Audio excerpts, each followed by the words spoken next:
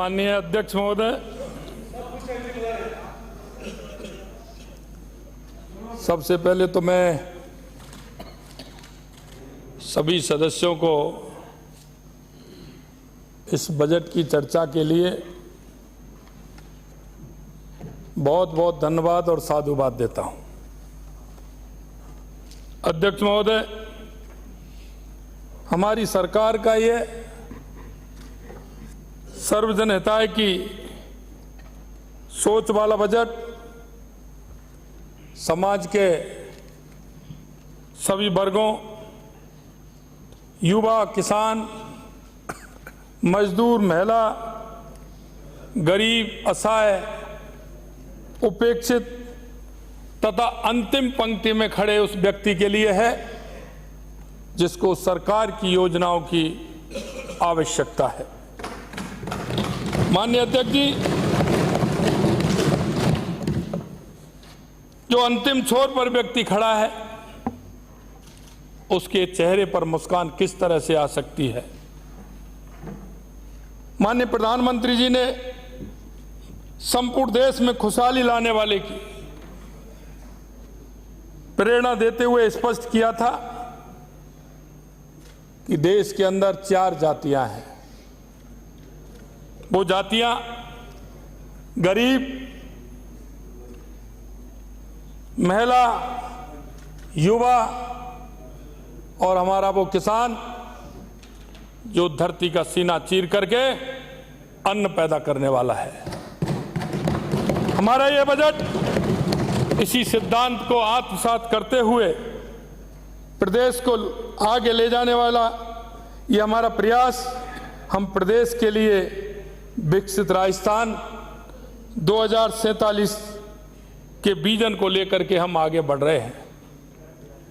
आम जन की जरूरतें, उम्मीदें पर पूर्णतः खरा उतरने वाला इस बजट से विपक्ष को स्वयं के अस्तित्व को इतनी चिंता हो गई है कि माननीय नेता प्रतिपक्ष को लगता है कि प्रदेश में उनकी पार्टी का भविष्य अंधकार में है।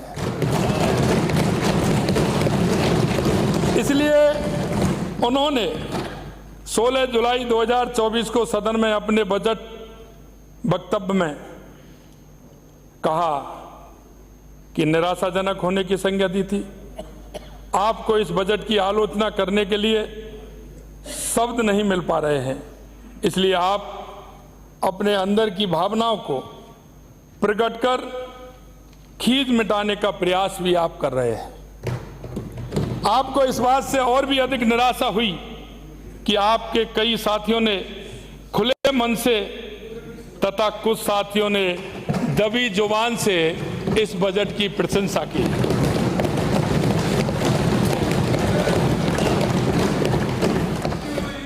माननीय अध्यक्ष जी,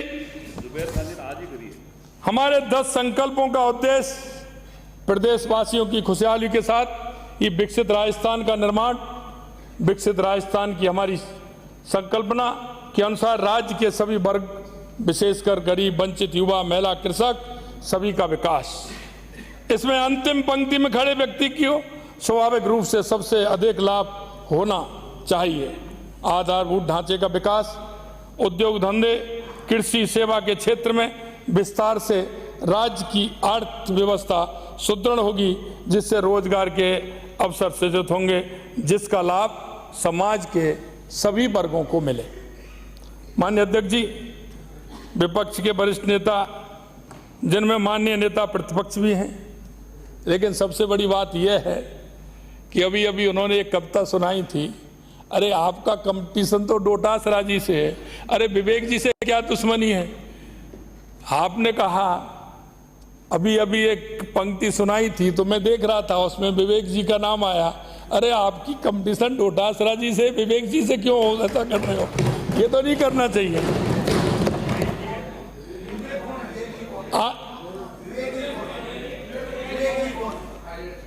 रोहित जी,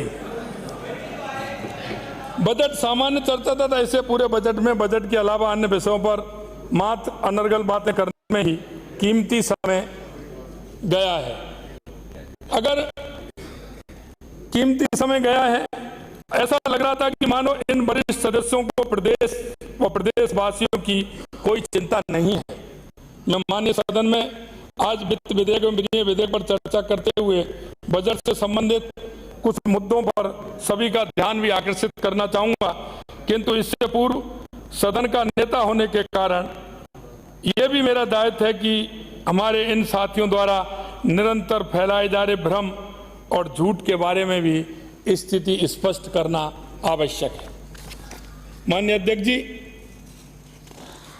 कांग्रेस के लोग हमेशा संविधान और लोकतंत्र की बात करते हैं।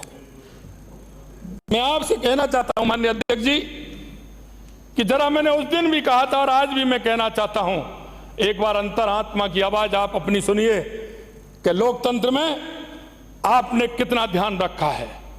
संविधान व लोकतंत्र की बातें करने वाले नेता प्रतिपक्ष जी को मैं लोकतंत्र का वो काला दिवस 25 जून 1975 भी याद दिलाना चाहता हूं, जिस दिन तत्कालीन प्रधानमंत्री श्रीमती इंदिरा गांधी ने मात्र अपने पद को बचाने के लिए आपातकाल लगाकर भारतीय लोकतंत्र का गला घोंटते हुए लोकतंत्र की हत्या की थी। जनता के अधिकारों की आवाज उठाने वाले अधिकांश नेताओं तथा अन्य विरोधियों को मीसा के अंतर्गत जेल में डाल दिया गया था। इस दौरान न्यायपालिका के अधिकारों पर कुठाराघात किया गया था। इसके साथ ही मीडिया पर भी सेंसरशिप लगा दिया गया था। संविधान में भी संशोधन कर लोकसभा तथा राज्य विधानसभा के कार्यकाल में बढ़ोतरी कर दी गई थी। यह बात उस दौर को देख चुके लोगों के साथ ही आज की नई पीढ़ी के लिए भी सबक के रूप में याद रख सके, इसलिए 25 जून को संविधान हत्या दिवस घोषित किया गया है, क्योंकि आने वाली पीढ़ी को भी यह ध्यान रहे कि 25 जून को किस तरह से लोकतंत्र का गला घोंटा गया था और देश के अंदर किस तरह से अराजकता फैलाई गई थी। इससे पहले बात करने से पहले लोकतंत्र की हमें अपने आप को भी सोचना पड़ेगा। यही नहीं केंद्र में आपके पास भी आ रहा हूं, आपको भी बता रहा हूं, माननीय सदस्य यही नहीं, माननीय सदस्य बैठिए। यही नहीं विपक्ष के नेता को पूरी तरह सुना गया है। अभी आपको भी विपक्ष के नेता या सदन के नेता को सुनना पड़ेगा। यही नहीं केंद्र में कांग्रेस सरकार के कार्यकाल के प्रारंभ में आपसे कहना चाहते हैं, इतिहास देख लीजिए, इतिहास गवाह है 1953 से लेकर के 2014 तक 50 बार से अधिक राज्यों में जनता के द्वारा चुनी हुई विपक्षी दलों की सरकारों को संविधान के प्रावधानों के उल्लंघन करते हुए बर्खास्त किया गया था।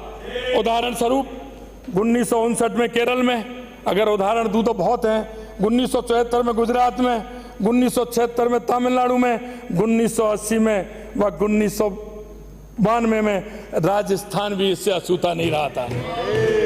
पूर्ववर्ती में मणिपुर व नागालैंड तथा पंजाब, जम्मू कश्मीर, बिहार में निर्वाचित सरकारों को बर्खास्त किया गया था।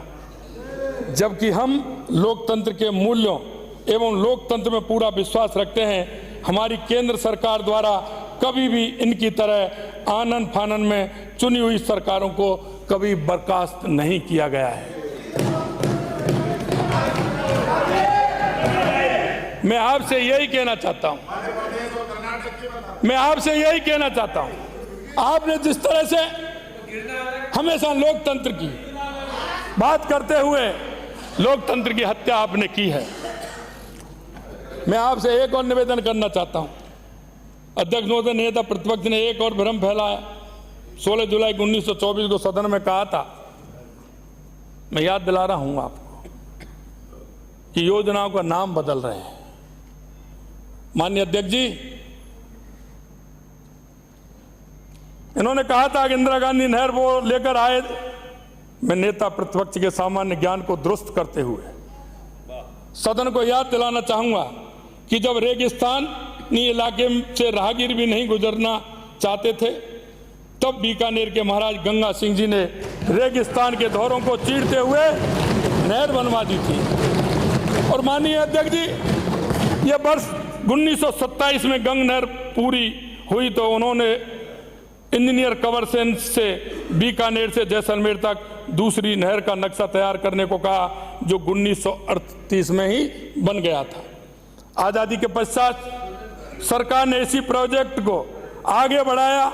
इसका शुरुआती नाम राजस्थान नहर था। मेरे से पहले कई सीनियर माननीय सदस्य बैठे हैं, आप उनको भी पूछ सकते हैं कि उस नहर का नाम राजस्थान नहर था। राजस्थान में पहली नहर थी, इसलिए राजस्थान के लोगों को गौरव भी होता था कि हमारे राजस्थान के नाम पर वो नहर है। लेकिन मैं कहना चाहता हूं आपसे कि इसी प्रोजेक्ट को आगे बढ़ाया जिसकी शुरुआती नाम राजस्थानी नहर था, लेकिन राजनीतिक फायदे के लिए नहर का नाम 1984 में बदलकर इंदिरा गांधी नहर कर दिया गया। इसी प्रकार से और मैं बताना चाहता हूं, इसी प्रकार से अटल सेवा केंद्रों का नाम राजीव गांधी रख दिया था। अन्नपूर्णा रसोई का नाम अन्नपूर्णा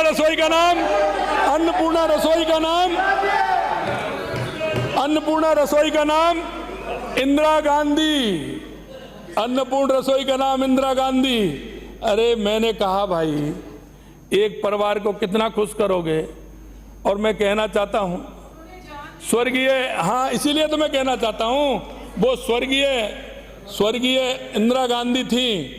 हमारे यहाँ स्वर्गीय का क्या करते हैं साहब, करते हैं ना, तो नाम तो कोई ऐसा होना चाहिए था जिसका नाम भी ठीक प्रकार से हो और जिसका तीस तरह से भोग उसका प्रसाद ले सकें।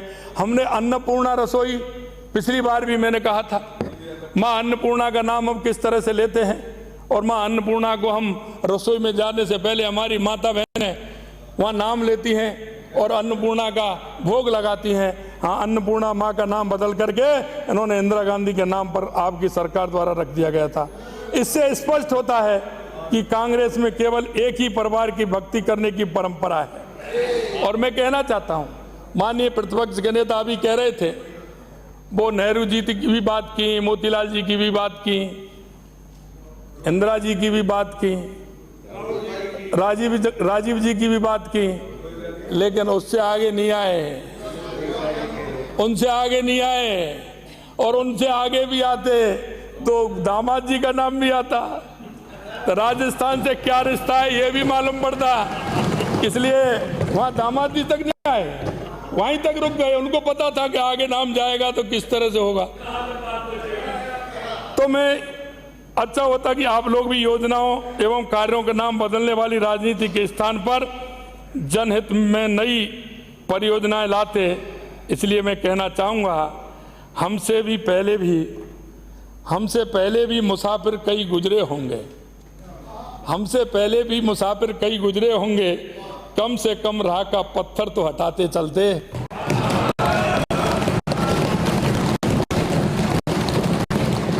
माननीय अध्यक्ष जी, नेता प्रतिपक्ष ने एक बात सच भी कही। आपका मैं ये नहीं कह रहा हूं, वो सच कह रहे हैं उनको भी कह रहा हूं। नेता प्रतिपक्ष ने एक बात सच भी कही कि हमारे यहाँ इंडस्ट्री इसलिए नहीं आ रही कि प्रदेश में बिजली और पानी नहीं है। अध्यक्ष महोदय, मैं ये कांग्रेस के ही 5 वर्ष के शासन काल की गलत अविवेकपूर्ण नीतियों का परिणाम है। इनके समय में ही राज्य की विद्युत कंपनियां लगभग दिवालियापन की स्थिति में पहुंच गई, जहां वर्ष 2018-19 में राज्य की विद्युत कंपनियां 2,607 करोड़ रुपए के लाभ में थी 18-19 में। परंतु वर्ष 2023-24 में विद्युत वितरण कंपनियों पर लगभग 91,000 करोड़ रुपए से अधिक का ऋण भार हो गया। इसके साथ ही ना तो नए विद्युत संयंत्र बनाए गए और ना ही उपलब्ध संयंत्रों के प्लांट लोड फैक्टर PLF बढ़ाने पर ध्यान दिया गया। अब हम इस कुप्रबंधन को दूर कर भारत सरकार के विभिन्न PSUs के माध्यम से MOU कर स्थापित क्षमता को और अधिक बढ़ाने के लिए कटिबद्ध हैं। हमारा मुख्य फोकस रिन्यूएबल एनर्जी तथा सोलर विंड हाइड्रो एनर्जी पर है। लक्ष्मणगढ़ से आने वाले माननीय सदस्य ने बिना सोचे समझे ये कहा कि ग्रीनफील्ड एक्सप्रेस वे के लिए केवल 30 करोड़ रुपए। अरे मैंने कहा भाई समझो, थोड़ा सा समय तो लगाइए, पूरा पढ़ तो लीजिए बजट को। लेकिन बजट पढ़ा नहीं, कह दिया 30 करोड़ का बजट। मैंने कहा भाई प्रावधान रखा गया है। माननीय सदस्य ने जो भी बातें सदन में कही उससे लगता है वे बहुत जल्दबाजी एवं अधूरी तैयारी के साथ आए थे या जानबूझकर सबको गुमराह करना चाह रहे थे। अगर पता था, मैं माननीय सदस्यों को आपके माध्यम से अवगत कराना चाहूंगा कि एक्सप्रेसवे या किसी भी बड़े इंफ्रा प्रोजेक्ट के लिए बनने के लिए सबसे पहले कड़ी में सर्वप्रथम DPR बनानी होती है, जो कि सुनियोजित एवं गुणवत्तापूर्ण विकास के लिए आवश्यक है। इसलिए अभी DPR के लिए 30 करोड़ रुपए का प्रावधान रखा है। ये मैं बताना चाहता हूं। मैं माननीय सदस्यों को बताना चाहूंगा कि DPR बनने के तुरंत बाद हाईवे निर्माण हेतु प्रावधान निर्धारित कर स्वीकृत किए जाएंगे।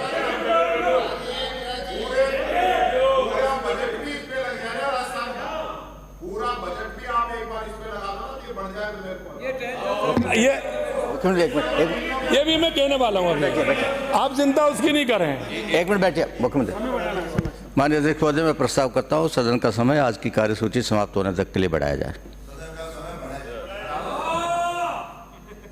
नेता प्रतिपक्ष द्वारा 16 जुलाई 2024 को सदन में कहा गया कि हमारी सरकार ने स्वास्थ्य बीमा योजना बंद कर दी है। अब मैं आपको वो बातें कहना चाहता हूं कि जरा मैं कहता हूं कि आप बजट को पूरी तरह से इतनी जल्दबाजी नहीं करें, एक बार पढ़ लें। और हम वो लोग हैं कि हम सबका साथ, सबका विकास, सबका विश्वास और सबके प्रयास के आधार पर चलते हैं। और मैंने पहले सदन में पहले भी कहा था कि हम जनता के बीच में जाते हैं, अच्छे सुझावों को लेते हैं। अच्छा सुझाव कोई भी देता है और उस सुझाव को मानते हैं। इसमें तो आप माननीय सदस्य हैं, हमारे प्रतिपक्ष में हैं, ये कोई बात थोड़ी है। अगर अच्छा सुझाव आप देंगे तो निश्चित रूप से हम उसको मानेंगे। कोई भी अगर अच्छा सुझाव देगा हम मानने के लिए उसको तैयार हैं।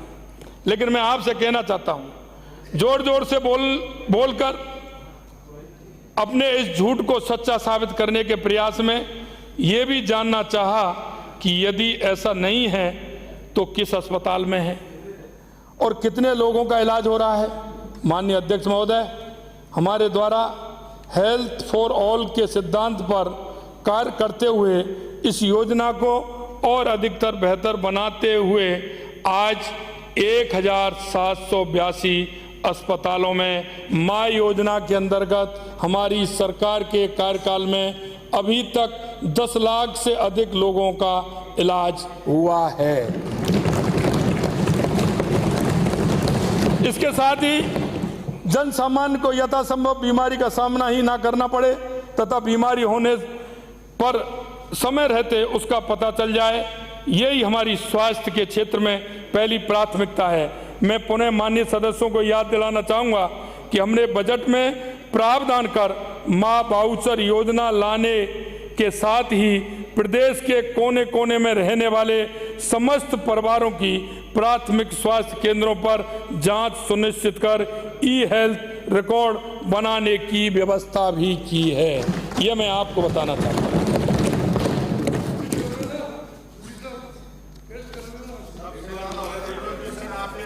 हमारी सरकार के ठोस कार्य करने की नीति के विपरीत पूर्ववर्ती कांग्रेस सरकार द्वारा केवल थोथी घोषणाएं की गई।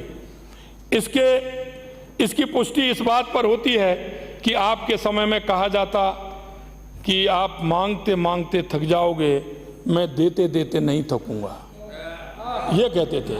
मैं सदन में ऐसे उदाहरण भी प्रस्तुत करना चाहूंगा। मैं आपको बताना चाहता हूं माननीय अध्यक्ष जी कि इस सदन में यह बात भी हुई है कि उन्होंने घोषणा भी की और पूरी नहीं हुई। अभी अभी माननीय प्रतिपक्ष के नेता कह रहे थे कि सदन में ऐसी बात नहीं होनी चाहिए।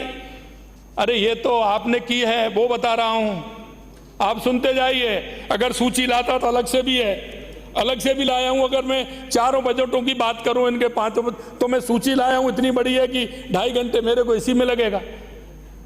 प्रतिपक्ष के नेता कहेंगे कहा तो समय बहुत ज्यादा लेते हो। मैं आपको बताना चाहता हूं, कुछ लेके आया हूं पिछले की। पशुधन बीमा हेतु पशुपालकों का रजिस्ट्रेशन किया, किंतु एक भी पशु का बीमा नहीं हुआ, ये किया गया। इसके अलावा और भी ऐसी योजनाएं जिसमें काम ही नहीं हुआ। प्रतापगढ़, जालौर एवं राजसमंद जिलों में मेडिकल कॉलेज बन गया क्या? कामकाजी महिलाओं के शिशुओं को देखभाल हेतु प्रियदर्शिनी डे केयर सेंटर योजना तथा 500 डे केयर सेंटर, ये हो गया क्या? इसमें एक बात और बताना चाहता हूं माननीय अध्यक्ष जी, आपके माध्यम से बताना चाहता हूं। देखो, हमारी एक परिवार के प्रति कितनी आस्था है, हम कितना करेंगे। ये प्रदर्शनी डे है ना, इसको समझ रहे हो क्या आप? क्योंकि इंदिरा गांधी जी का जो पहला नाम था वो प्रदर्शनी था, प्रियदर्शनी था। और प्रियदर्शनी नाम से अब आप बताइए, हमने तो आज पहली बार सुना है, पहली बार सुना होगा कई सदस्यों ने, लेकिन हमारे नेताओं को कितनी, क्या बात है। मान गया मैं आपको कि कहां से नाम ढूंढ के लाए कि एक परिवार के लोगों को कैसे खुश हो सकते हैं, उनको जाकर के दिखाएंगे कि हमने प्रियदर्शनी डे। ये कब की बात है, जन्म कब हुआ होगा? वाह, मैं धन्यवाद देता हूं कि आपकी एक परिवार के प्रति जो आपका समर्पण है, बहुत ही अच्छा समर्पण है, ये आपने किया है। माननीय अध्यक्ष जी, फिरोजपुर फीडर की मरम्मत, मैं आने वाले लोगों से पूछता हूं, मेरे से तो कहते हैं, लेकिन फिरोजपुर फीडर की मरम्मत हो गई क्या? जरा बताए कोई भी। जयपुर में विश्वकर्मा एमएसएमई टावर खड़ा हो गया क्या? रिको क्षेत्र में एमएसएमई यूनिट की सुविधाओं के लिए कोवर्किंग स्पेस एवं वर्कशॉप का निर्माण हो गया क्या? ये घोषणा है जो मैं बता रहा हूं। जयपुर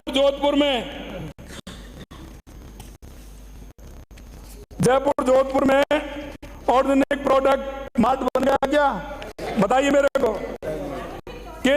केंद्रीय bus stand Sindhi camp Jaipur का multi modal integrate ISPT hub के रूप में विकास हो गया क्या? अरे बताइए भाई, ये तो मैं वो बता रहा हूं आपको जो इनके घोषणा पत्र में है। मैं ध्यान दिला रहा हूं, रोडवेज बेड़े में सर्विस मॉडल पर 1000 नई बसें आ गई क्या? प्रत्येक जिले में ITI सेंटर ऑफ एक्सीलेंस के रूप में विकास हो गया क्या? ये तो मैं पिछले बजट की बता रहा हूं साहब। इसलिए आपकी गत सरकार पर तो पुरानी कहावत ठीक बैठती है कि थोता चना बाजे घना। हमारी सरकार के गत कार्यकाल वर्ष 2013 से 18 तक की तुलना कांग्रेस की गत सरकार से करने पर हमें ये कहने के लिए मजबूर होना पड़ रहा है, कहां तो तय था चिरागा हर घर के लिए, कहा चिरागा मसे सर नहीं शहर के लिए, ये कहा। माननीय अध्यक्ष जी, पंचायती राज संस्थान के बारे में माननीय हमारे प्रतिपक्ष के नेता बात कर रहे थे। मैं बताना चाहता हूं, वो मेरे से भी कह रहे थे, मैंने उन सरपंचों को बताया था कि नरेगा के माध्यम से जो हमारा एक पेड़ मां के नाम जो हमारा अभियान चल रहा है, इसमें आप काम कर सकते हैं। मैंने मेरे काम का सिर्फ एक उदाहरण दिया था और उनसे कहा था कि जब सरपंच था तो मैंने कहा था कि मैं आई कैंप लगवाना चाहता हूं। तो वो जो आई कैंप लगाने वाली थी कि ग्राम पंचायत, मेरे को सीओ ने कहा कि ग्राम पंचायत नहीं लगा सकती। मैंने कहा ग्राम पंचायत स्वायत्त संस्था है, लगा सकती है। फिर मैंने आकर के यहाँ पत्र लिखा और पत्र में पंचायत राज संस्थान से मेरे को लेटर गया। फिर मैंने आई कैंप में सरपंच रहते हुए ग्राम पंचायत से मैंने आई कैंप लगाया था।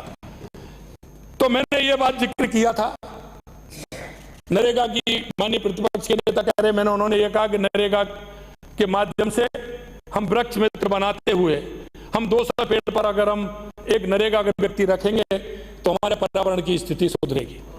लेकिन मैं माननीय अध्यक्ष जी आपके माध्यम से कहना चाहता हूं, विपक्ष के द्वारा पंचायत राज संस्थाओं को अनुदान कम करने का मिथ्या आरोप भी लगाया है।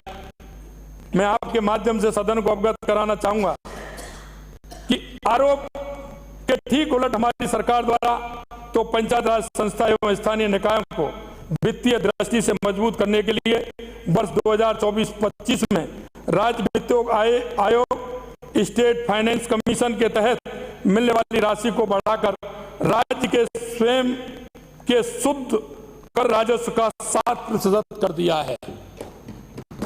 इस वृद्धि के कारण राज्य की इन संस्थाओं को कई सौ करोड़ रुपए अधिक की राशि मिलेगी।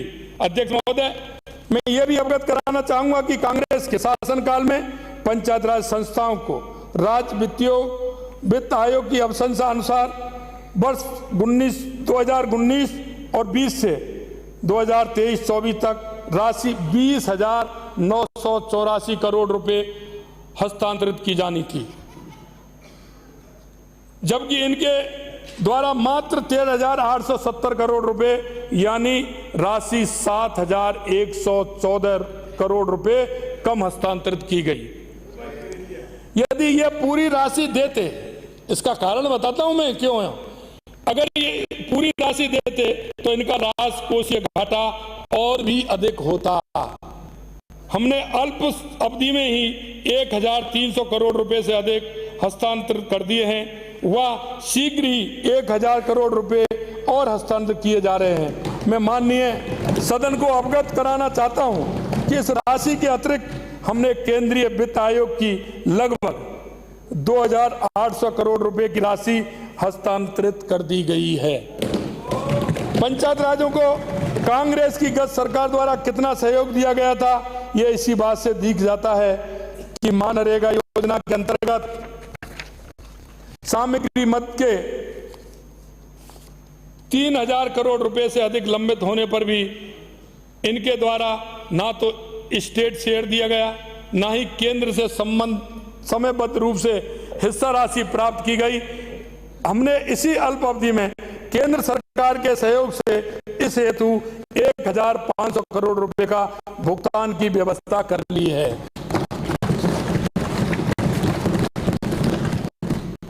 माननीय अध्यक्ष जी, कांग्रेस सरकार के कार्यकाल के प्रथम 6 माह के कुछ मैं आंकड़े पेश करना चाहता हूं।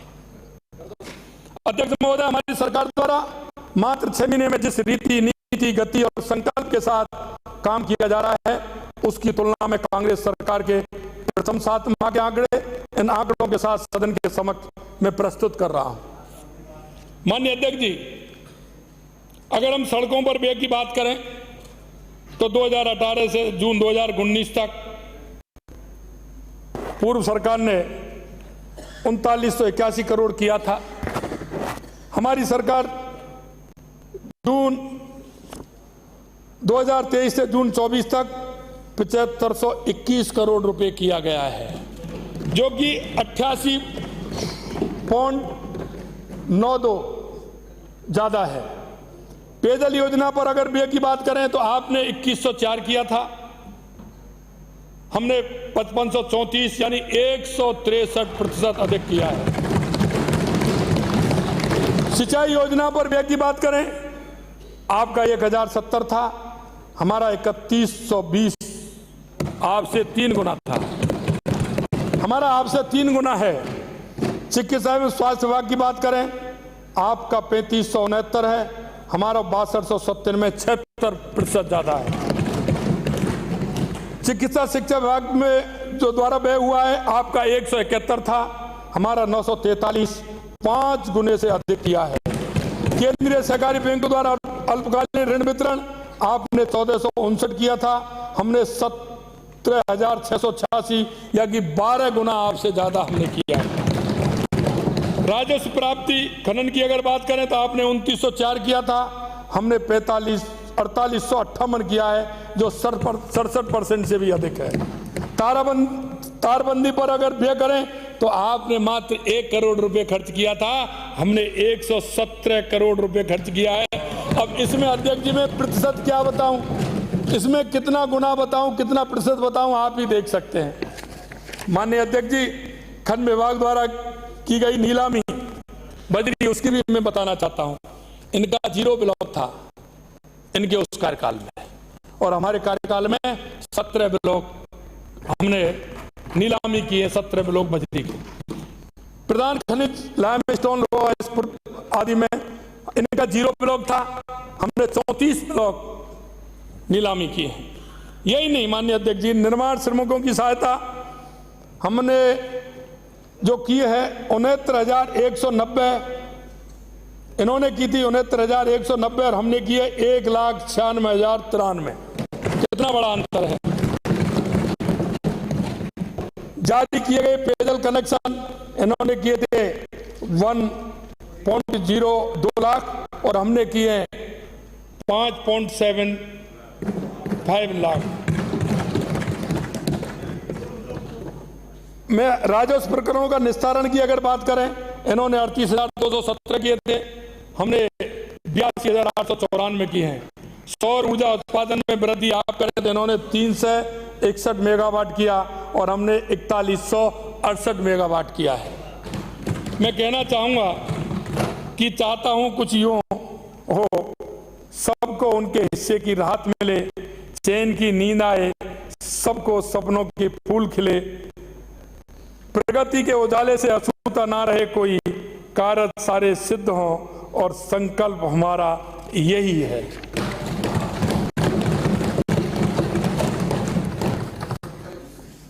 माननीय अध्यक्ष जी,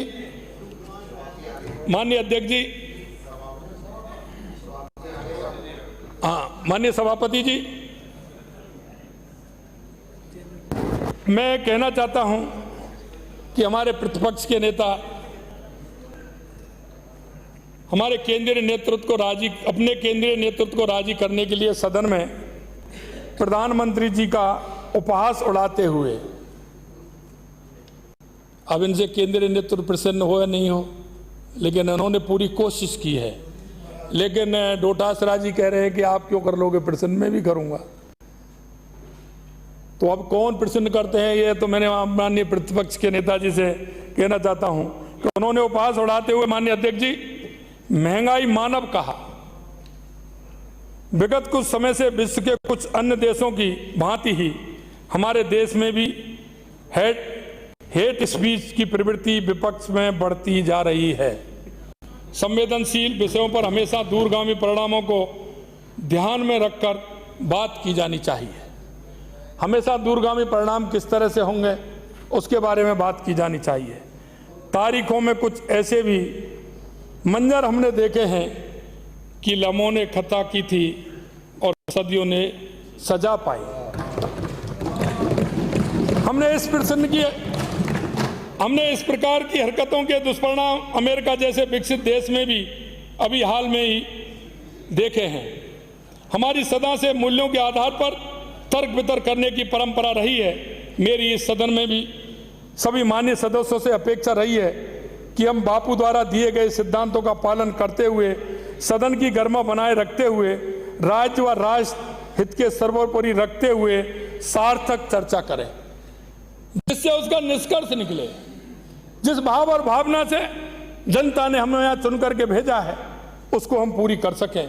मैं नेता प्रतिपक्ष के साथ ही समस्त विपक्ष के साथियों को पुनः ये बताना चाहूंगा कि वास्तव में यशस्वी प्रधानमंत्री श्री नरेंद्र मोदी जी महामानव हैं, क्योंकि वो देश के गरीब, पिछड़े तथा समाज के अंतिम पंक्ति में खड़े व्यक्ति के कल्याण हेतु दिन रात 24/7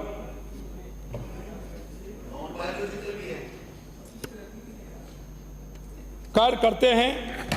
23 जुलाई 1924 को केंद्रीय वित्त मंत्री द्वारा लोकसभा में प्रस्तुत मोदी 30 का प्रथम बजट भी माननीय प्रधानमंत्री जी के विकसित भारत 2047 के विजन को दर्शाते हुए इस बात की पुष्टि करता है।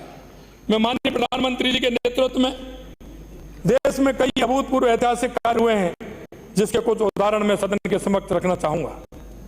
माननीय अध्यक्ष जी, जहां कांग्रेस शासनकाल में गरीब मजदूर, स्ट्रीट वेंडर, छोटे दुकानदार, महिलाएं बैंकिंग व्यवस्था के बारे में जानते ही नहीं थे, इनका फाइनेंशियल इंक्लूजन दूर की बात थी। यशस्वी प्रधानमंत्री श्री नरेंद्र मोदी जी ने इनके उत्थान के बारे में विचार करते हुए बैंक में इनके जनधन खाते खोले। आज जनधन खातों की संख्या 50 करोड़ से भी अधिक हो गई है। और मैं इनमें भी जो हैं 56% खाते महिलाओं के हैं। ग्रामीण तथा सेमी अर्बन एरिया में 67% खाते हैं। इन खातों का इन वर्गों के उत्थान में महत्वपूर्ण योगदान रहा है। आज केंद्र तथा प्रदेश की योजनाओं का लाभ डीबीटी के माध्यम से गरीबों को सीधा पहुंच रहा है। मैं दिवंगत प्रधानमंत्री श्री राजीव गांधी जी के कथन की ओर सदन का ध्यान दिलाना चाहूंगा कि जब उन्होंने कहा था कि भारत सरकार अगर 1 रुपया गरीब के लिए भेजती है तो उसमें से केवल 15 पैसा ही तक पहुंच पाता है। यह तब की बात है जब केंद्र और ज्यादातर राज्यों में इनकी सरकार थी। दोनों जगह आपकी सरकार थी।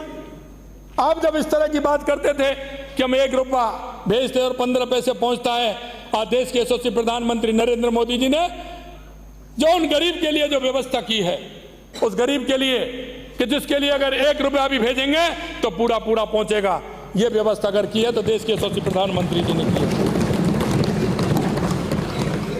आज ट्रिनिटी जनधन आधार मोबाइल के आधार से 100% से राजी डीबीटी की गई है। इस माध्यम से गरीब तक सीधे पहुंच रही है। हमारी सरकार द्वारा जनता को प्रभावी सर्विस डिलीवरी देने एवं सभी योजनाओं का डेटा बेस की एक स्थान पर करने हेतु भामाशाह योजना शुरू की गई थी।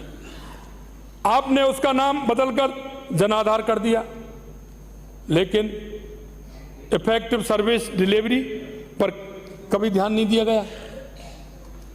10 जुलाई 2024 को प्रस्तुत राज्य के बजट के अंतर्गत हमारे द्वारा स्मार्ट सिस्टम के माध्यम से ऑटोमेटिक सर्विस डिलीवरी द्वारा single window same day service delivery भी प्रारंभ की जा रही है। जिस व्यक्ति को उसका फायदा मिलेगा, लाभ मिलेगा, तुरंत होगा, इधर ऑर्डर होगा, इधर उसका पैसा आ जाएगा। आपके समय में क्या होता था? आपके प्रधानमंत्री कहते थे, हमने तो नहीं कहा, लेकिन इसको रोकने का काम देश के यशस्वी प्रधानमंत्री नरेंद्र मोदी जी ने किया। केंद्र सरकार द्वारा गरीब महिलाओं को रसोई के धुएं से मुक्ति दिलाते हुए उज्ज्वला योजना के अंतर्गत 10 करोड़ से अधिक महिलाओं को गैस सिलेंडर निःशुल्क उपलब्ध कराए। आपने 500 रुपये में सिलेंडर देकर वाहवाही लूटी, जबकि इसका लाभ उज्ज्वला योजना से मिल रहा था।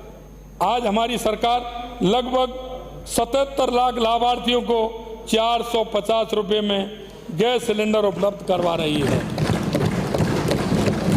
प्रधानमंत्री जी ने कोरोना काल में दुनिया का सबसे बड़ा कोरोना वैक्सीन प्रोग्राम चलाया, जिसमें भारत में कोरोना का प्रभाव दुनिया के शेष भागों से कम रहा। यही नहीं, दुनिया के 100 से अधिक देशों में कोरोना वैक्सीन उपलब्ध कराने का भी काम देश के यशस्वी प्रधानमंत्री नरेंद्र मोदी जी ने किया। देश में 30 करोड़ से अधिक आयुष्मान कार्ड जारी किए गए, जिससे देश की गरीब जनता को निःशुल्क चिकित्सा सुविधा उपलब्ध हुई।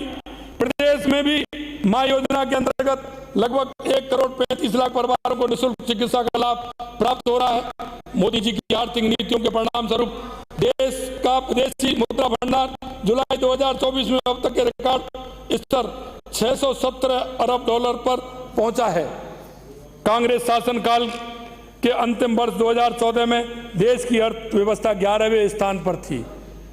यशस्वी प्रधानमंत्री श्री नरेंद्र मोदी जी के अथक प्रयासों से अर्थव्यवस्था आज 5वें स्थान पर पहुंच चुकी है तथा आगामी 3 वर्षों में अर्थव्यवस्था 3रे स्थान पर पहुंचने की प्रबल संभावना है।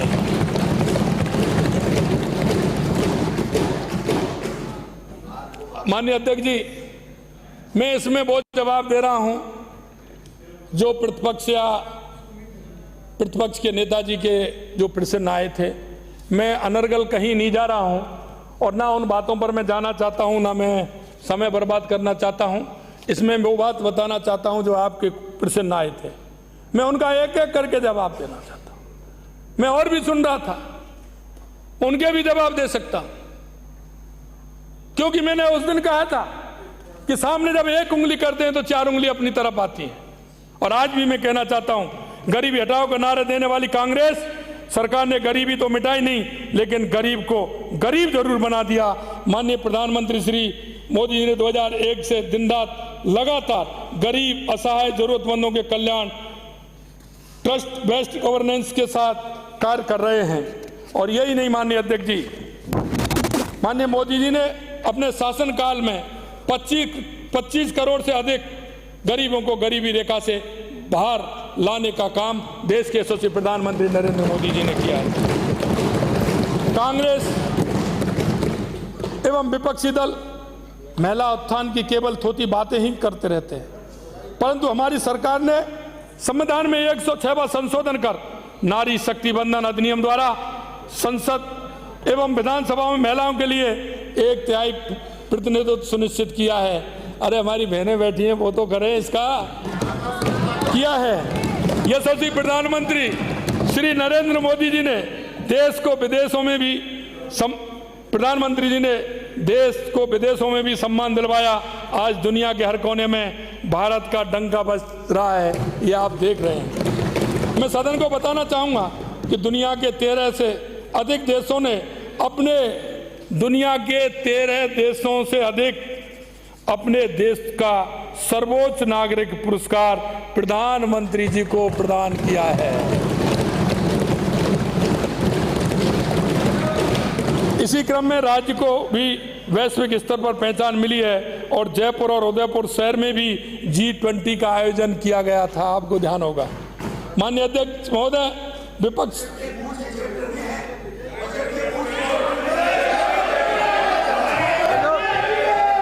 मैं आपको समझाने में इसलिए नहीं हो पाऊंगा। माननीय अध्यक्ष जी, मैं एक कहानी बताना चाहता हूं।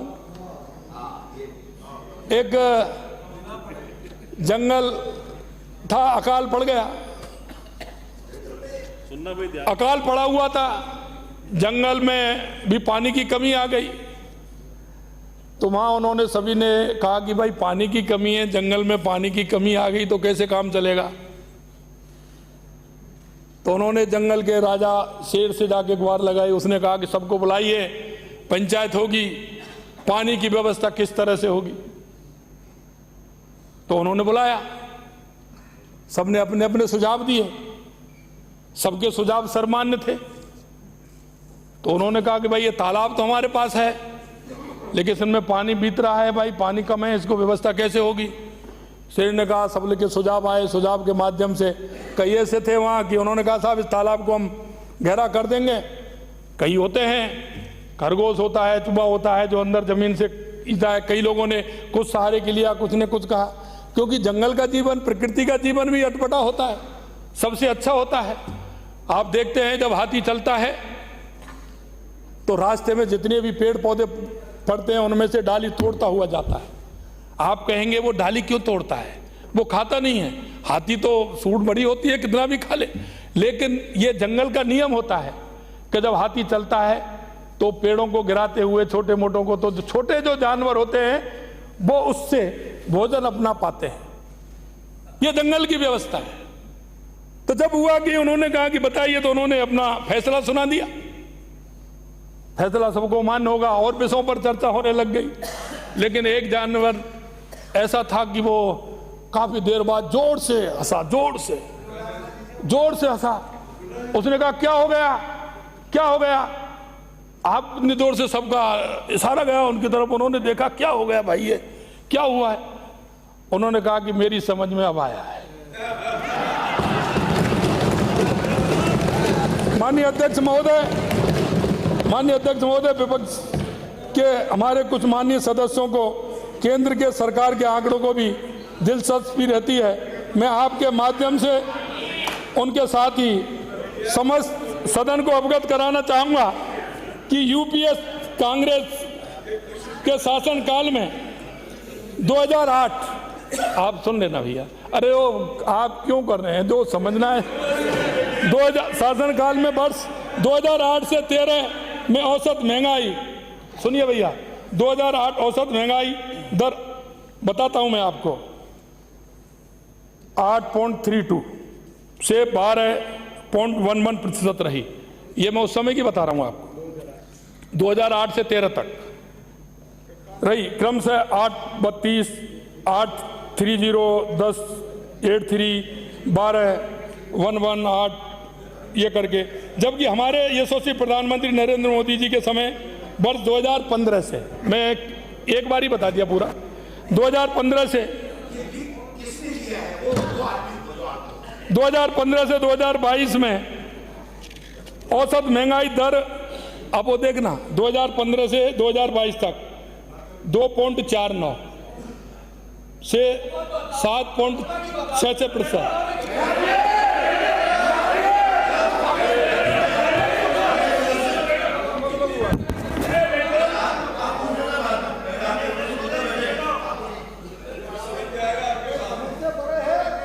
आपको भी बता रहा हूं, नहीं क्या कारण क्या है, कारण क्या है कि जो अपने आप को किसी विषय में एक्सपर्ट मानता है ना, मानता है, कोई भी व्यक्ति मानता है ना, उसकी समझ में नहीं आता है।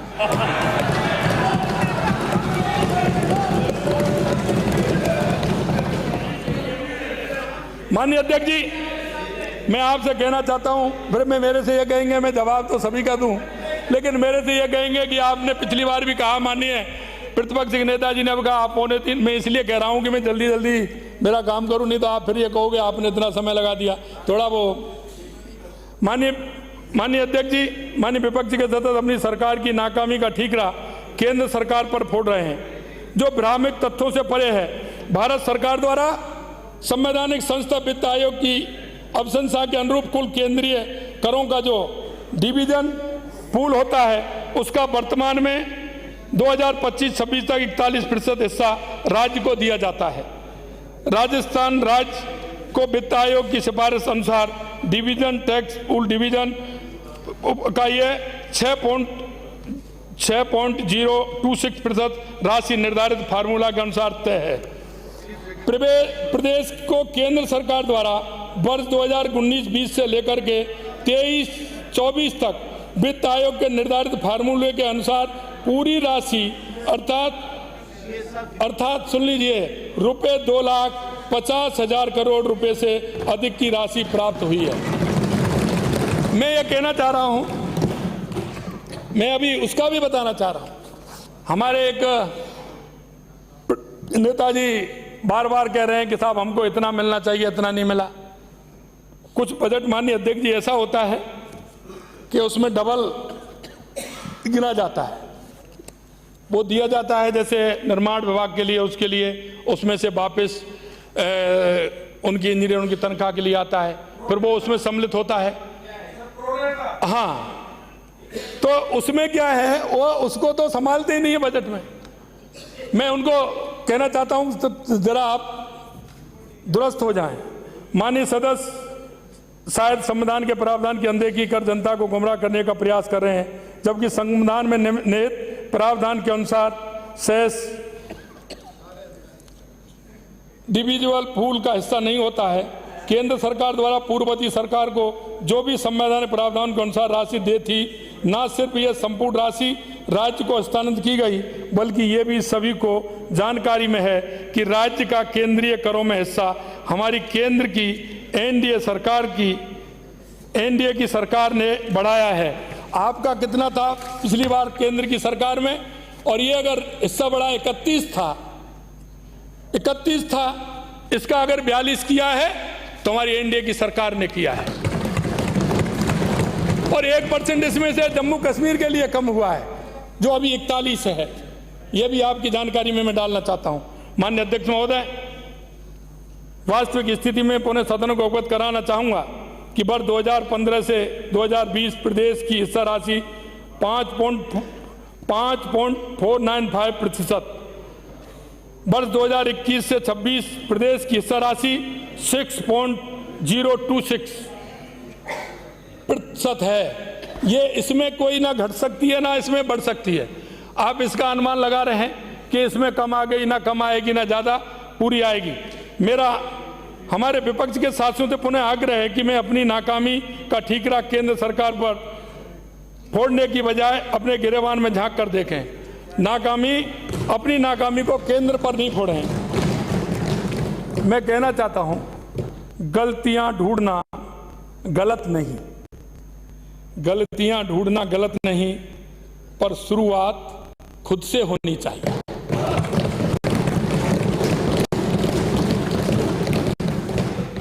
माननीय अध्यक्ष महोदय, विगत सरकार ने जितनी गलतियां की उसे देखते हुए जनता ने उन्हें विपक्ष में ही लाकर बैठा दिया, किंतु लगता है अभी भी उन्होंने पूरा सबक नहीं लिया है। मैं आज इन्हें संदेश देते हुए कहना चाहता हूं, और उससे पहले मैं एक बात और कहना चाहता हूं। माननीय अध्यक्ष जी बार बार कहते हैं, पहले केंद्र में सरकार किसकी थी? केंद्र में सरकार किसकी थी? और अब केंद्र में सरकार किसकी है ना? लेकिन आप देखिए, मैं धन्यवाद देता हूं विपक्ष के हौसले को। लगातार तीसरी बार फेल होने पर भी टेबल बजा रहे हैं। किसी ने पूछा कि कितने नंबर आए, बोले 99। बोले कितने में से आए? मैंने कि ये नहीं बताएंगे। और उसको पता नहीं था कि 100 में से नहीं है 99, 543 में से मान में हैं, लेकिन फिर भी खुश हो रहे हैं। अरे भाई, वो पास होने का आधा % भी नहीं है। पास होते हैं 33 पर पास होते हैं तो कितना चाहिए? अरे भाई 18 तो हैं, 18 तो हैं। तो मैं वही कह रहा हूं, सरकार पहले भी एनडीए की और मोदी जी की थी, और अब भी एनडीए और मोदी जी की है। आप क्यों परेशान हो रहे हैं? मैं कहना चाहता हूं माननीय अध्यक्ष जी, मैं आपको कहना चाहता हूं,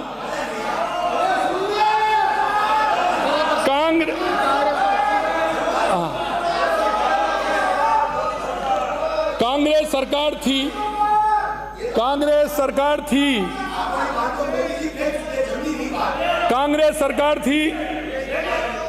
मैं नई बात कह रहा हूं, वो सुन लीजिए ना। कांग्रेस सरकार थी, लूट मची चहुं ओर, अब जनता का राज है, आई है नई भोर। जल में घपला कर दिया, प्यासे मर गए लोग, माफिया से मिलकर तुमने रोज लगाया भोग। पेपर लीक इतने हुए, कितने करूं बखान।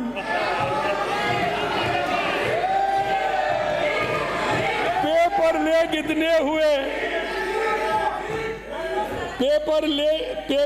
इतने हुए, कितने करूं बखान। पास हुए परिवारजन, क्या क्या करूं बयान।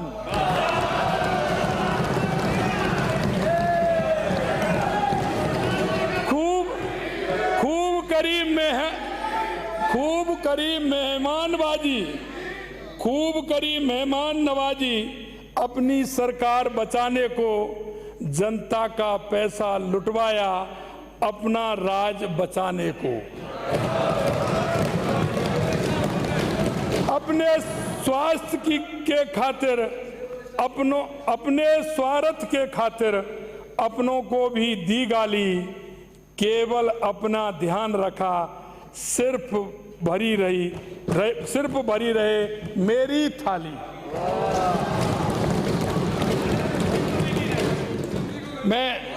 अपने, अब धीरे पढ़ो, अपने स्वार्थ के खातिर अपनों को भी दी गाली, केवल अपना ध्यान रखा, सिर्फ भरी रहे मेरी थाली।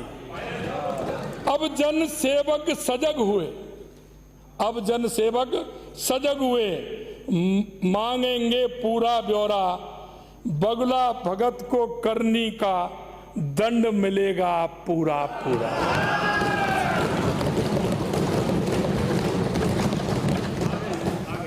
माननीय अध्यक्ष जी, मैं आपसे कहना चाहता हूं, माननीय अध्यक्ष जी, नेता प्रतिपक्ष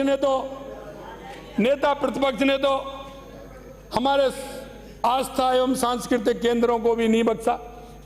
वो कह रहे थे अयोध्या, चित्रकूट, रामेश्वरम, केदारनाथ को भी वोटों की राजनीति से जोड़ दिया। माननीय अध्यक्ष महोदय, मैं सदन को अवगत कराना चाहूंगा कि हमारे संस्कार हैं कि चुनाव में हार जीत को दृष्टिगत रख हम कोई भी फैसला नहीं करते। हम फैसला करते हैं जनता की आवाज पर, हम फैसला करते हैं जनता के हित में, हम फैसला करते हैं जनता की भावनाओं को लेकर के, हम फैसला करते हैं हमारे सांस्कृतिक मूल्यों को लेकर के, हम फैसला करते हैं जिन्होंने इस देश के लिए अपने आप को समर्पित कर दिया, उन्होंने जिस मंशा और इस देश हित में जो अपने आप को सर्वोच्च न्योछावर कर दिया, उनके उस भाव को देख करके हम फैसला करते हैं। माननीय अध्यक्ष जी, क्या हार में क्या जीत में किंचित नहीं भयभीत में, हमारे सारे निर्णय जनहित और जन सामान्य से जुड़ी भावना के आधार पर होते हैं। हमने असीम आस्था के केंद्रों पर आपकी तरह राजनीति नहीं की। हमने रामलला की भूमि अयोध्या को सजाया, काशी विश्वनाथ को सजाया और भगवान कृष्ण की भूमि मथुरा विष्णुपद मंदिर, गया राजगीर और महाबोध मंदिर बोध गया को भी सजाएंगे, क्योंकि ये हमारे सांस्कृतिक आस्था के केंद्र हैं। आपने देखा होगा G20 हुआ था, G20 हुआ था, किस तरह से आपने देखा कि जब भी कोई अगर बाहर का व्यक्ति आता था उनको क्या देते थे। लेकिन आज देश के यशस्वी प्रधानमंत्री नरेंद्र मोदी जी ने हमारी वो सांस्कृतिक विरासत, बोध गया का वो हमारा विश्वविद्यालय, नालंदा का विश्वविद्यालय, बोध गया का हमारा वो सांस्कृतिक केंद्र दिखाने का काम किया। मैं आपसे कहना चाहता हूं कि जिस व्यक्ति को अपनी विरासत पर अगर गर्व नहीं हो तो उसका कोई हक नहीं है कि वो अपने जीवन में ये भारत मां के प्रति अपना कर्तव्य निभा सके। मैं आपसे कह सकता हूं माननीय अध्यक्ष जी, मैं यही कहना चाहता हूं, जब छोड़ सुख की कामना आरंभ कर दी साधना, संघर्ष पथ पर बढ़ चले, फिर जीत क्या फिर हार क्या। माननीय अध्यक्ष जी, अब मैं पुनः राज्य के बजट से संबंधित आंकड़ों पर की गई टिप्पणियों के साथ ही राजस्थान विनियोग विधेयक 2024 संख्या 4 तथा वित्त विधेयक 2024 संख्या 5 के प्रमुख बिंदुओं के बारे में चर्चा करना चाहूंगा। लक्ष्मणगढ़ से आने वाले माननीय सदस्य, उनकी सरकार के समय में बजट आकार में की गई कुल वृद्धि के संबंध में स्वयं ही मियां मिट्टू बने, लेकिन उन्होंने ये ध्यान नहीं दिया कि सर्वप्रथम जनहित में योजनाओं के लिए किए जा रहे व्यय का आंकलन करना चाहिए। यह भी देखना चाहिए कि हम जिस योजना का आंकलन कर रहे हैं उसको हमारी तरफ भी देखना चाहिए, अपनी तरफ भी देखना चाहिए। मैं सदन को अवगत कराना चाहूंगा कि हमने योजनाओं हेतु वर्ष 2024-25 के लिए वर्ष 2019-20 की तुलना में 2 गुना से अधिक 2,09,634 करोड़ रुपए का प्रावधान रखा है। नेता प्रतिपक्ष और कोटा उत्तर से आने वाले माननीय सदस्यों ने यह भी कहा कि हमने कुछ विभाग योजनाओं को बजट प्रावधान घटा दिया है। माननीय प्रतिपक्ष के नेताजी ने कहा कि हमने कुछ बजट घटाया। मैं आपको कहना चाहता हूं अध्यक्ष महोदय, मैं सदन को बताना चाहता हूं कि हम अधिक दिखाने के लिए बजट प्रावधान नहीं करते। इनकी सरकार में केवल कागजी और धरातल से कोसों दूर हवाई बजट बनाते थे। मैं नेता प्रतिपक्ष द्वारा सदन में बोले गए प्रावधान के आंकड़े के क्रम में स्पष्ट करना चाहूंगा कि इनकी सरकार द्वारा स्वच्छ भारत मिशन के लिए वर्ष 2023-24 में से 1,145 करोड़ 65 लाख रुपए का प्रावधान किया गया था, जिसमें वास्तविक व्यय केवल 131 करोड़ 23 लाख रुपए का ही हुआ। ये दिखाने के लिए नहीं मैं योजना बड़ी बना दूं, मैं ये कह दूं इसमें मेरा इतना है, लेकिन अंत में तो ये देखना पड़ेगा कि उस योजना का लाभ कितना लिया, उसमें से खर्चा कितना किया, जनता को लाभ कितना मिला। ये नहीं देखेंगे क्या? यही देखेंगे कितना हो गया मेरा।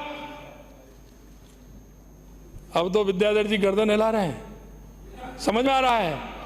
ठीक है, बहुत बहुत धन्यवाद, अब समझ में आ रहा है।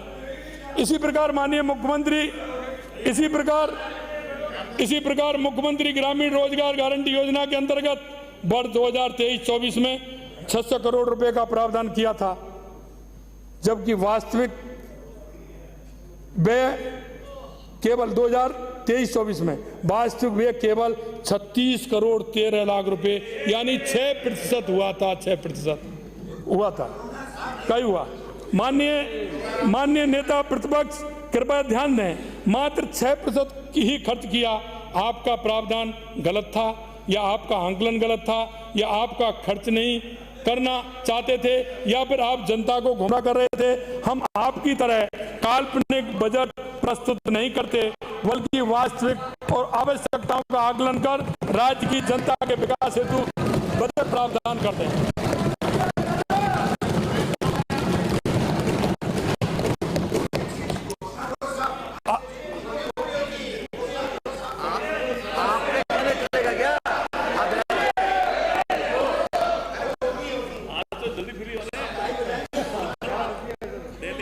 भाई लक्ष्मणगढ़ का जिक्र कर रहा है अभी जरा, मुझे पता है वो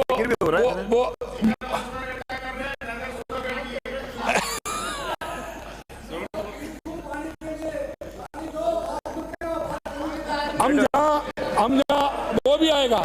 देखिए हो गया।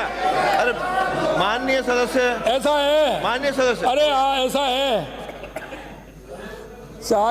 आप कितने 40 साल से बता रहे थे कि मैं 40 साल में सदन में हूँ। 44 हो गया। भाई एक बात बताओ, ये झुंझुनू से आते हैं। मैं एक बात कहना चाहता हूँ, हाँ माननीय अध्यक्ष जी, आपके माध्यम से मैं कहना चाहता हूँ, 44 साल से सरवण जी आते हैं, लेकिन मैं आपके माध्यम से मैं कहना चाहता हूँ, उन्होंने ही कहा है रेसिमली में 44 साल से आ रहे हैं, ये कहा है। मैं आपसे कहना चाहता हूं कि उनका दर्द भी है, और मैं उनके दर्द को समझता हूं, क्योंकि वो सीनियर हैं। मैं एक बात कहना चाहता हूं कि मेरे से एक दिन और कहा था कि मैं 44 साल से सदन में हूं, मेरी पीड़ा है। माननीय अध्यक्ष जी, मैं आपके माध्यम से कहना चाहता हूं माननीय सदस्य जी को कि 44 साल में सबसे ज्यादा अगर राज रहा था कांग्रेस का रहा। अगर किसी भी झुंझुनू, सीकर, चूरू या किसी भी कांग्रेस के नेता ने यमुना जल के लिए एक भी पत्र लिखा हो तो हमारे सामने वो जरा टेबल कर दे। कहने की बात तो बहुत होती है, कहने की बात तो बहुत होती है। हर व्यक्ति ये चाहता है, हर व्यक्ति ये चाहता है कि छोटे से अल्प समय में मेरा ये भी हो जाए, मेरा वो भी हो जाए। मैं तो 40 साल की बात कर रहा हूं। 40 साल का हिसाब कोई दे करके बता दे। अगर पानी नहीं लाए, एक मांग पत्र भी अगर केंद्र की सरकार को किसी को लिखा हो या हरियाणा सरकार को लिखा हो तो वही मेरे को बता दे। माननीय अध्यक्ष जी, मैं आपके माध्यम से कहना चाहता हूं,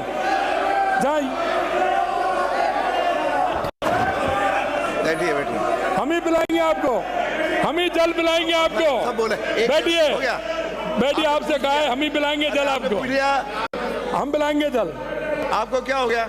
हम जहाँ युवाओं को सुरक्षित भविष्य एवं उनके रोजगार के लिए बता देंगे।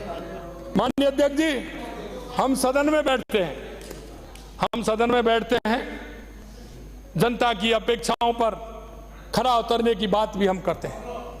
जहां बात आती है युवाओं की बात भी करते हैं। युवाओं को ये होना चाहिए, युवाओं को ये होना चाहिए, युवाओं को ये करना चाहिए। अध्यक्ष जी, आपके माध्यम से मैं कहना चाहता हूं, कि हम युवाओं को सुरक्षित भविष्य एवं उनके रोजगार के लिए चिंतित हैं।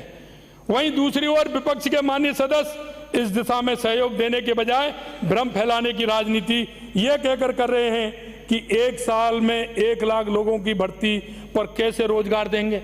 अरे हम बता रहे ना आपको, हम कह रहे हैं तो हमको करनी है, तुम सुन तो रहो, उसकी सुनो तो सही। पहले वो कह रहे हैं, आपने कहा ERCP पर आपने कह दिया कि आप कौन होते हैं। माननीय अध्यक्ष जी, आपके माध्यम से मैं कहना चाहता हूं, मैंने ये कहा था और आज भी मैं कहना चाहता हूं कि ERCP प्रारंभ की थी तो हमारी सरकार ने की थी, उसका प्रारंभ किया था तो हमारी सरकार ने किया था, उसका पानी का बजट कहीं कोई आवंटन था तो हमारी सरकार के द्वारा था, हमारी वसुंधरा जी सरकार में हुआ था।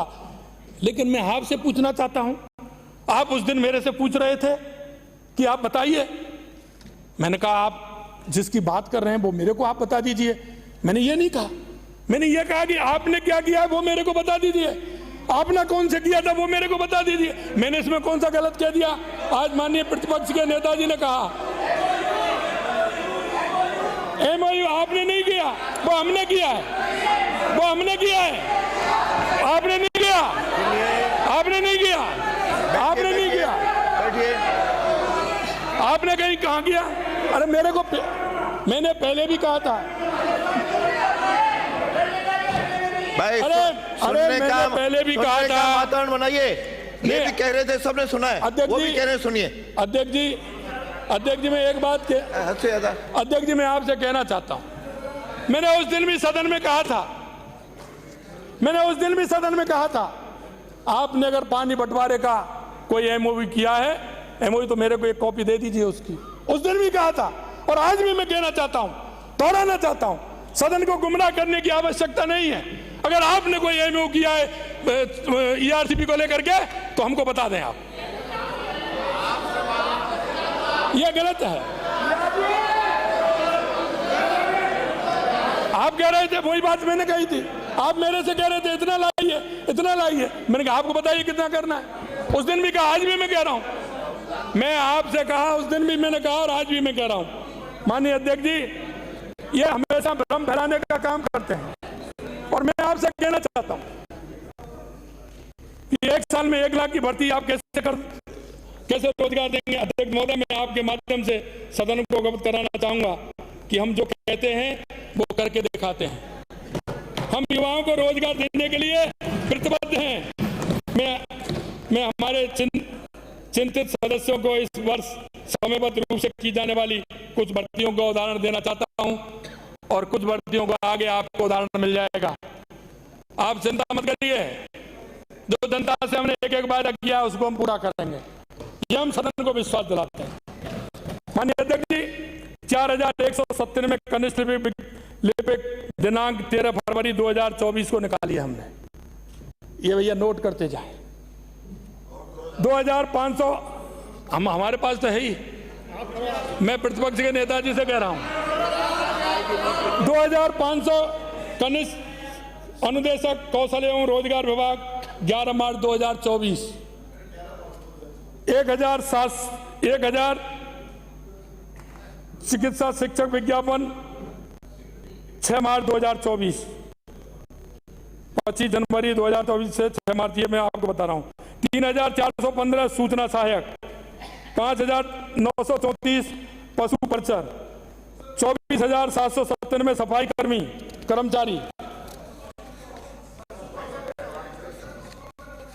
माननीय अध्यक्ष जी, अध्यक्ष महोदय, मैं आपके माध्यम से सदन को अवगत कराना चाहूंगा कि हम हमारे कार्यकाल में इसी अल्प अवधि में 45,000 से अधिक पदों के लिए भर्तियों के विज्ञापन प्रकाशित कर चुके हैं तथा इसी अवधि में 20,000 युवाओं को सरकारी नौकरी प्राप्त भी हो चुकी है। मैं यहाँ पर अपने विपक्ष के साथियों को यह भी याद दिलाना चाहूंगा कि इनमें से कुछ भर्तियां वे भी हैं जिनकी हवाई घोषणाएं तो उनकी सरकार ने की थी, लेकिन युवाओं के हित में एवं सरकारी कार्यालयों की दक्षता बढ़ाने के लिए अमली जामा उसको हम पहनाने का काम कर रहे हैं। अब ये कहते हैं ये तो हमारे हैं। अरे हमने आपसे मना किया था क्या? हमने आपको मना किया क्या? आप समय से निकालते, समय से भर्ती कहते आपके खाते में जाएंगी। कौन मना कर रहा है? हम कह रहे हैं आपको हमने जगह निकाली है, समय से भरेंगे। युवाओं को, जो सपने युवाओं ने देखे उनके सपनों को पूरा करेंगे। मैं आपसे कहना चाहता हूं, जब नाव जल में छोड़ दी, अध्यक्ष जी, जब नाव जल में छोड़ दी, तूफान में ही मोड़ दी, दे दी चुनौती सिंध को, फिर पार क्या मझधार का।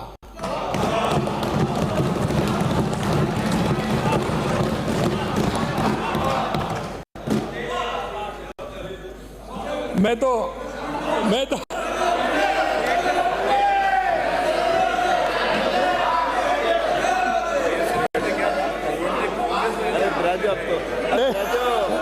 ऐसा है, आप जब मेरे से बात करते हैं, अरे शुरू, माननीय सदस्य बिराजो, माननीय सदस्य, अरे आप चिंता क्यों कर रहे हैं? मैंने कहा ना, आपको पानी हम ही पिलाएंगे। बार खड़े मत हो, एक बार हो गए, 2 बार हो गए, बैठिए। अध्यक्ष जी ये कहेंगे सदस्य, आपको जल पिलाने का काम हम ही करेंगे, पानी तो वो पिलाएंगे आपको। अरे सरवण जी मेरी बात सुनिए, पानी तो वो पिलाएंगे आपको, जल में पिला दूंगा। अरे बैठो, हो गया। अरे भाई हो गया, एक बार 2 बार, माननीय अध्यक्ष जी, खड़े हो गए। माननीय अध्यक्ष जी, नहीं होता। पिछली सरकार के कार्यकाल में कुप्रबंधन, अपराधियों को संरक्षण देने तथा अनावश्यक हस्तक्षेप के चलते हमारा हमेशा से शांत प्रिय माने जाने वाला प्रदेश पूरे देश में अपराध तथा आपराधिक गतिविधियों के बारे में चर्चित रहा। इससे प्रदेश की प्रतिष्ठा को भी ठेस पहुंची, आम जन के मन में असुरक्षा का भावना उत्पन्न हुई तथा निवेश के माहौल पर भी विपरीत असर पड़ा। जैसे कि हमारे प्रतिपक्ष के नेताजी ने भी कहा था कि वास्तव में पड़ता ही है। मैंने प्रदेश की बागडोर संभालते ही पुलिस दल को न सिर्फ कानून व्यवस्था बनाए रखने के लिए सख्त हिदायत दी, वरन उन्हें बिना किसी दबाव के निडर होकर कार्य करने के लिए भी समय समय पर प्रोत्साहित किया। जहां हमने SIT का गठन कर पेपर लीक अपराधियों के सलाखों के पीछे पहुंचाया, वहीं प्रदेश की कानून व्यवस्था की स्थिति पर भी निगरानी बढ़ा दी है। मैं आ रहा हूं, आपके क्वेश्चन पे आ रहा हूं, चिंता मत करिए। नेता प्रतिपक्ष ने भी ठीक ही कहा है कि अभी छोटी छोटी मछलियां पकड़ी हैं। माननीय प्रतिपक्ष के नेताजी ने कहा था कि अभी छोटी छोटी मछलियां पकड़ी हैं, बड़े मगरमच्छ तो अभी बाहर हैं। अध्यक्ष महोदय, मैं कहना चाहूंगा कि ये बिल्कुल चिंता ना करें, बिल्कुल चिंता ना करें। छोटी मछलियों के लिए इनका जाल छोटा पड़ गया था, लेकिन मैं ब्रजभूमि से आता हूं और मेरी सुदर्शन चक्रधारी बंसी वाले में अटूट आस्था भी है। और आपको पता है, इनका जाल जरूर छोटा पड़ गया होगा, परंतु उसके सुदर्शन चक्र से कोई नहीं बच पाएगा। अब बड़े बड़े मगरमच्छ का भी पूरा सुदर्शन चक्र वाले जब आएगा तो बड़े बड़े मगरमच्छों का भी पूरा इलाज होगा।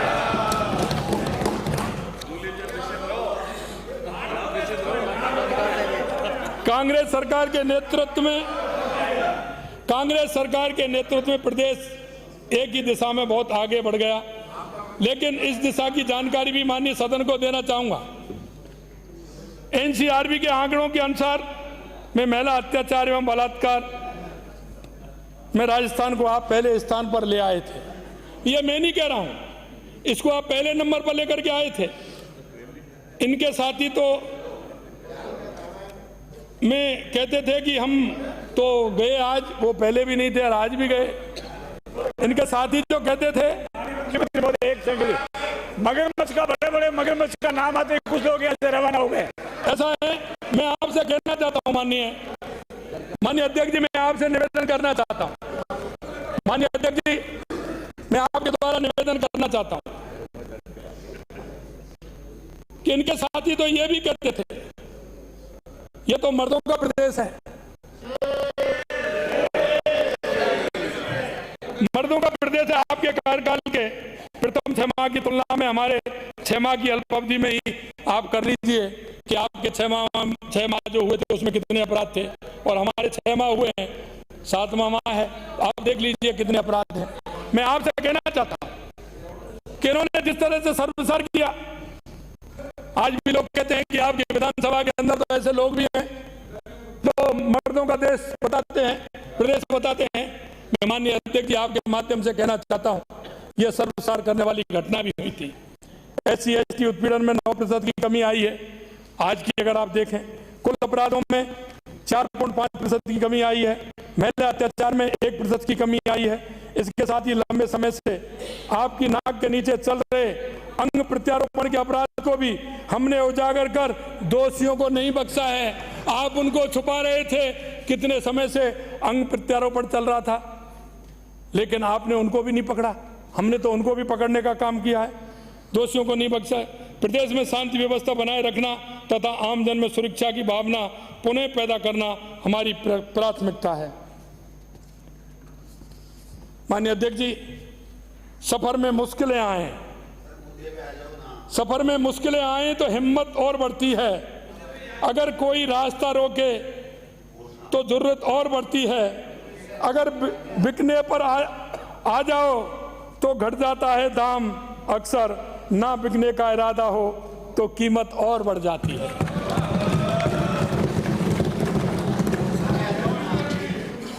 माननीय अध्यक्ष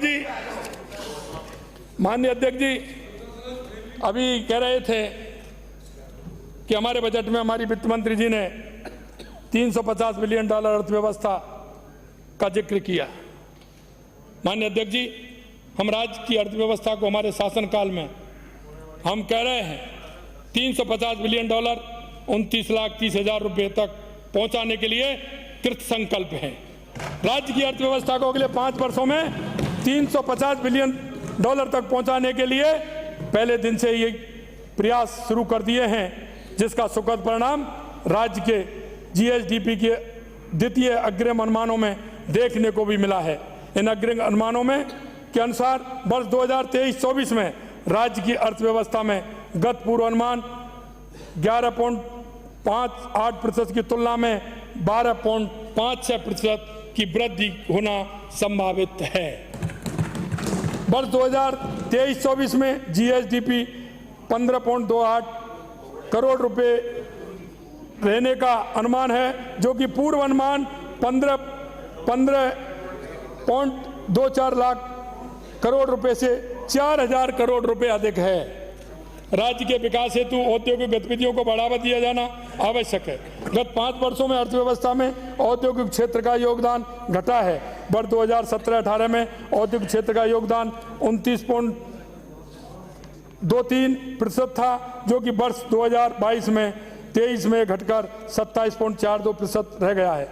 अब हमारी सरकार द्वारा इस ओर व्यापक ध्यान देने के फलस्वरूप यह बढ़कर 28.21% रहना अनुमानित है। राज्य में गत 3 वर्षों से प्रति व्यक्ति आय में वृद्धि दर लगातार घट रही है। वर्ष 2020-21 में प्रति व्यक्ति आय में वृद्धि दर 16.65% थी, जो वर्ष 2022-23 में घटकर 12.38% थी। 2023-24 में घटकर 11.49 हो गई प्रतिशत रह गई। हमारी सरकार प्रदेश की अर्थव्यवस्था में व्यापक सुधार लाकर रोजगार और आय के साधनों में वृद्धि कर प्रति व्यक्ति आय में अपेक्षित वृद्धि करने के लिए सतत प्रयासरत रहेगी। माननीय अध्यक्ष जी, विकसित राजस्थान की दिशा में बढ़ते कदम, माननीय सदस्यगण इस बात से सहमत होंगे कि इस दिशा में त्वरित गति से कदम बढ़ाने के लिए हमने जहां एक और बजट में नवीन industry policy, export policy, tourism policy, logistic policy लाने जैसी नीतिगत प्रावधान किए हैं, वहीं सस्टेनेबल ग्रीन ग्रोथ एवं कराधान की दृष्टि से भी कई महत्वपूर्ण निर्णय किए हैं, जैसे कि कर एवं गैर कर राजस्व की प्रक्रिया का सरलीकरण करने के साथ ही पारदर्शिता में सुनिश्चित की जा रही है। CNG PNG पर वैट दर को 14.5% से कम कर 10% किया गया है। 200 करोड़ रुपए का ई व्हीकल प्रोमोशन फंड गठित करना भी प्रस्तावित किया गया है। राज्य के युवाओं को एविएशन सेक्टर में रोजगार के अधिक अवसर उपलब्ध कराने की दृष्टि से एफटीओ एवं एटीओ को एटीएफ पर वैट दर 26% से घटाकर 2% की गई है। कृषकों की आय में वृद्धि किए जाने की दृष्टि से एग्रो प्रोसेसिंग पॉलिसी लाया जाना प्रस्तावित किया गया है। साथ ही श्री अन्न प्रमोशन एजेंसी की स्थापना से भी किसानों को आय बढ़ाने की दिशा में प्रयास किए जाएंगे। माननीय अध्यक्ष जी, मुझे पूरी आशा है कि विपक्ष के हमारे साथी सभी साथियों ने अनुभव होने के कारण बजट 2024 के आंकड़ों का ध्यानपूर्वक अध्ययन किया होगा। फिर भी मैं उन्हें याद दिलाने की दृष्टि से माननीय सदन को और हमारे समय का अंतर पुनः अवगत कराना चाहूँगा। राजकोषीय घाटा जीएसडीपी का प्रतिशत वर्ष 2023-24 के 4.26% से कम होकर 2024-25 में 3.93% अनुमानित है। डेट टू जीएसडीपी का प्रतिशत वर्ष 2023-24 से 37.34% से वर्ष 2024-25 में घटकर यह 35.97% अनुमानित है। पूंजीगत व्यय हेतु प्रावधान वर्ष 2023-24 से 65.5% बढ़कर वर्ष 2024-25 में 44,216 करोड़ 48 लाख रुपए अनुमानित है। इस प्रकार यह स्पष्ट है कि हम विकास फिस्कल कंसोलिडेशन के पथ पर अग्रसर हैं। माननीय अध्यक्ष जी, मैं एक और बात कहना चाहता हूं। विभाजन की राजनीति बनाम समन्वय का सहयोग की संकल्पना विपक्ष की मानसिकता बातों से आने वाले माननीय सदस्यों के द्वारा सुनाई गई जाति राजनीति से ओतप्रोत कविता से भी स्पष्ट हो जाती है। माननीय सदस्य ने अपने वक्तव्य के अंत में प्रश्न किया था कि गांव किसका है, शहर किसका है, देश किसका है, अथवा महोदय मैं आपके माध्यम से इस मानसिकता के भी जवाब देना चाहता हूं।